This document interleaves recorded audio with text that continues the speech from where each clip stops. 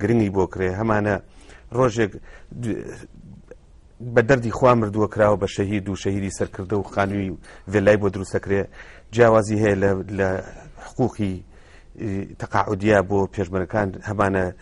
پێشمەرگایەتێکی ئۆتۆی نەکردو تەقاعودێکی زۆرە هەمانە پێشمەرگایەتێکی زۆری کردووە تەقاعودەکەی کەمە پاڵ بە عەرەبانەوە نییە ئەو هەموو نەعەدالەتیە وای لە ئێمە کرد هەڵوێست و یعنی جیاوازی بیر و باوەڕ لەلای ئێمە دروست بێ ئەو جیاوازی بیر و ڕایانە وای کرد کە ئێمە هەڵوێستمان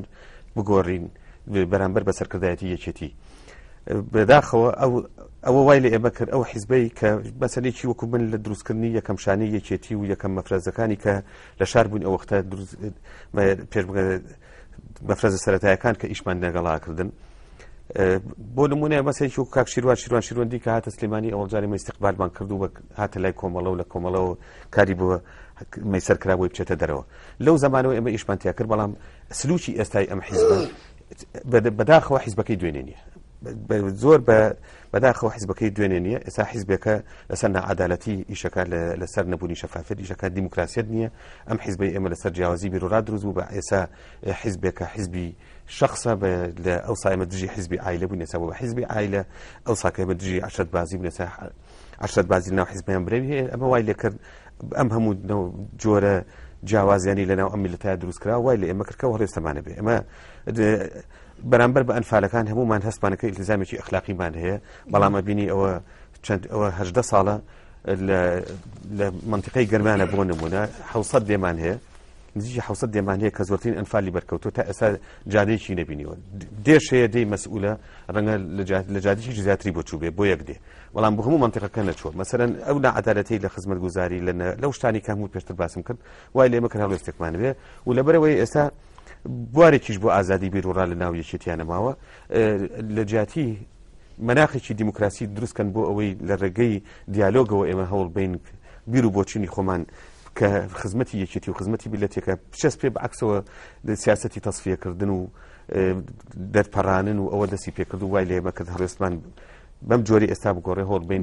کە گۆڕانێک لە دۆخی سیاسی ئێوە چموچەی خۆتان و چموچەی ئەو پاسەوانانە ئێمە دەزانین پارتی یەکێتی 35 میلیۆن دلار بۆ هەر لایەکیان مانگانە لە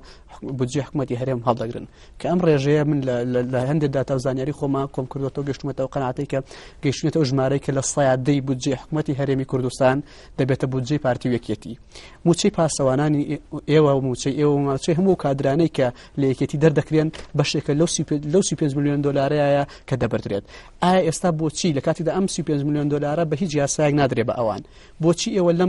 لەم موچەیە خۆتان کە بەو نایاسایش وەردەگیرێت دەبەردرێت ئایا موچەی ئێوە بەشێک لە موچەی ئەوان بەشێک لە موچەی حکوومەتی هەرێمی کوردستان بۆچی موچەکەتان دەبەردرێت وەک ئەوان چۆت مافی دەدەن بە خۆیان کە تەحەکوم بە موچەی ئێوە بکەن ئێستا لە واقعە هەڵسوکەوتی ئەم دوو حیزبە وەکو ئەو وایە کە هاتبێتن لە کوردستانە بە خەڵکەکەی ئینسانەکەی سەرەتی سەر ئەرزی بن ئەرزی ئاوی هەوای هەموو شتێکی بە بودجەکەشیەوە بەهی خۆیان نەزانن یعنی وای پیشانێن لە ماوەی ئەم 18 ساڵەیە ئەوەی کە پیشانیانەوە کە ئەمە وەکو تاپۆی ڕەشی ئەم دوو حیزبەی لێ هاتووە یا بە تایبەتی ئێمە لە تۆ جەناب لەسەر یەکێتی قسە کرد يعني وەکو مڵکی شخصی تەسەڕوفی پێکەن خەڵکیش کە بودجەی کوردستان وەکو مڵکی شخصی تەسەڕوف پێ بکە 35 میلیۆنەکەشی لێ با و ئەوی کەچی لە ڕێگەی مەشاریعەکانەوە جاری کا برێتەوە بۆ کۆمپانیەکانیان و یا ئەبرێ بۆ مەسئولین و یا ئەکرێ بە قەسر و قسوور بۆ مەسئولین وەکو مڵکی شخصی بودجەی هەرێم سێرەکەن لەبەرەوە بینی لەم بەتایبەتی لەم 6 ساڵی داهاتووە کەس مافی سوالکردنی نییە بە پەرلەمان مافی سوالکردنی نییە کە ئەم پارەیە چی دەکرێت و لەم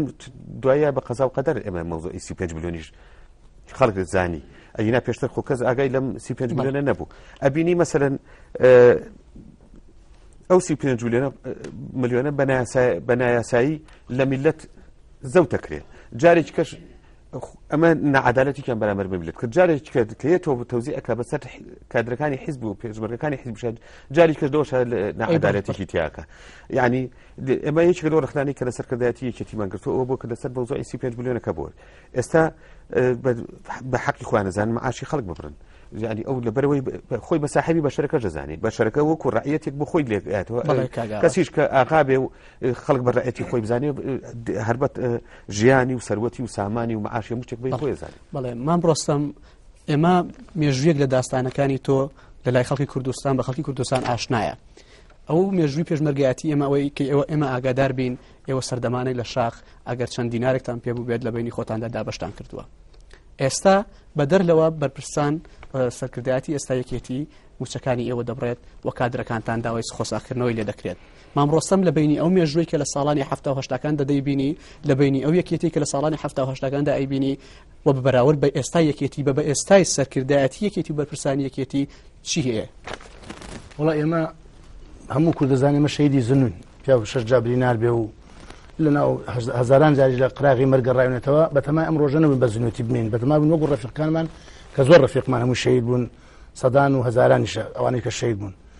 ئەم ڕۆژەمان چاوەڕۆ ناکرد ڕەفیقەکانمان ئەوەندە بێسفەدن بەرامبەرمان. تۆ ئەوەندە سفەتێک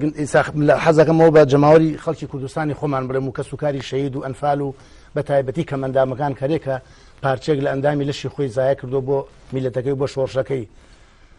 موچەی کەمەندان ببڕن و موچەی خەڵکی شەید ببڕن و موچەی ئەو برادرانە ببڕن کە حیمایە ئێماکەن و ئەو حیمایە ئێمە لە چێوە دروست بوو لەوە دروست بوو کە ئێمە لە 76ەوە هەتاوەکو ئێستا تێکۆشاوی یەکێتیمان لەسەر دەستی ئێمە دروست بووە گەورە بووە حتمما عادەتەن هەنێ ناحەز و نایارت بۆ دروستە بێ سەرکردایەتی دەیان شەڕ و داستانمان کۆ لەوانە ئەچی کوژرا بێ دائما لە ناوچوانی مەسئولەکە ێزان من تێناگەم ئەم سەرکردانەی ئێمە بۆ ئەتفیان هەیە بەرامبەر بە تایارەتچیەک هەڵەبجە بردومان بکە و ساڵانش چن گوڵە خەنە سەر قەبرەکەی ئەو ئەفو بکەن داوای ئەفوی سوڵتان هاشم بکەن بەڵام داوای لەوە نەبورن کە معاشی ئەوانی لەگەڵ ئێمە ئەغڵبە هەمویان یا کوڕە شەیدن یا برای شەیدن یا خەڵکی فەقیر و هەژان لەگەڵ ئێمە و موچەکانیشان بڕیون ئەوان ناڕون ئەوان ناڕوانن بە خوێنی خۆمان ئێمە حیمایە ئێواکەن چونەوە لە ڕۆژێکە ئەم ڕۆژتان بۆ ئێمە دروستووە کەس بەتەمای ئەم ڕۆژە نەبووە. مەسەلا لەوانە بۆ نمونە تەهم حەدین معروف لە دوکاندارەوە خانوشی دراوەتی و 12 حیمایەش و تەباقی خاصێک کە تەباخانی ژنە ئەنفال خزمەتیانەکەن من تێناگەم بۆ سەرکردایەتی یەکێتی کە لە کاتی خوا ئێمان هەیان لەگە ببێ و ڕۆژێ لە ڕۆژان ڕزگار بنێەوە لە پەیکەری ئاڵتونتان حەقە بۆ بکەین بەڵام پەیکەری ئاڵتونشمان نەئەویست هیچ لەبێ ئەو حیمایانیان لێمە نەسەنایەتەوە و باکیشمان بۆ نییە موچەی خۆمان ببڕن سەرمان بڕن ئەوان هەقیوان موچەی ئێمە و ئێمە ئیجرئال لەگەڵ ئێمە بکەن ئەوان لە پێش ئاڵێن ئێمە حزب علاقەی بە حکومەت خۆی مامجال لەسەر تەلەڤیزیۆنی حزب حکومت لە یەکجیاکردن باشە ئێمە عایدی حیزبی بن خۆ لە حکومەت ئەوانەی کە لەگەڵ ئێمە حکومین شورتن هی وەزارەتی ناوخۆن من لە خەڵک ئەپرسم ئەمانە ئەم سەرکردانەی ئێستا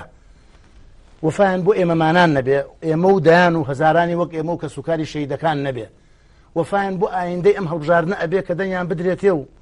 بچنەوە دووبارە ناو پەرلەمان و هەموو شتەکان قۆڕە بکەن هەل لە سەتا حەفدەکەوە هەل لە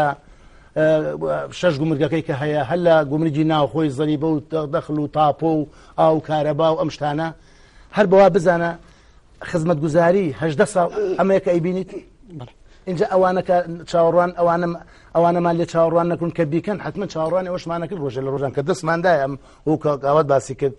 بیر و ڕای جیاواز دروست بوو چاوەڕێ ئەمەشمانەکرد موچەکانمان ببڕن و شتی خراپتیشمان لەگەڵ بکەن ئەو چاوەڕوانی ئێوە مام ڕۆستەم لە چیەوە دروست بوو ینی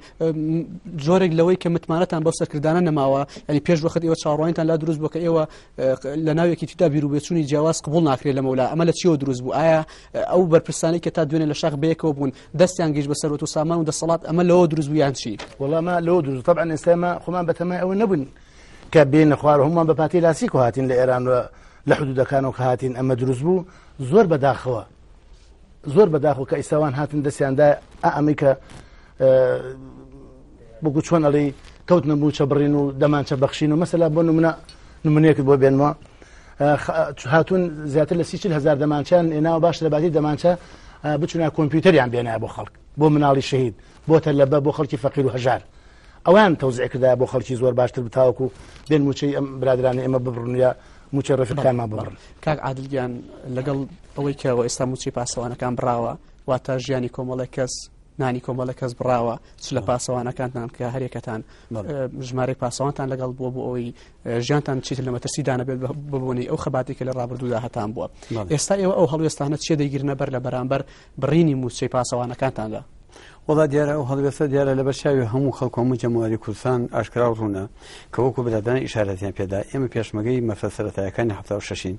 و ڕەنگە دەیان کرد لە هەموو شەرک و لە هەموو وەزعێکی ناخۆشە ئێمە لە پێشەوە بووین وەکو برادران ئیشارەتیان پێدا ئێمە هەموو ماهەیەکێک لە ئێمە لەوانە بووینە کەمرێکە لەوانە مەسئولی دەست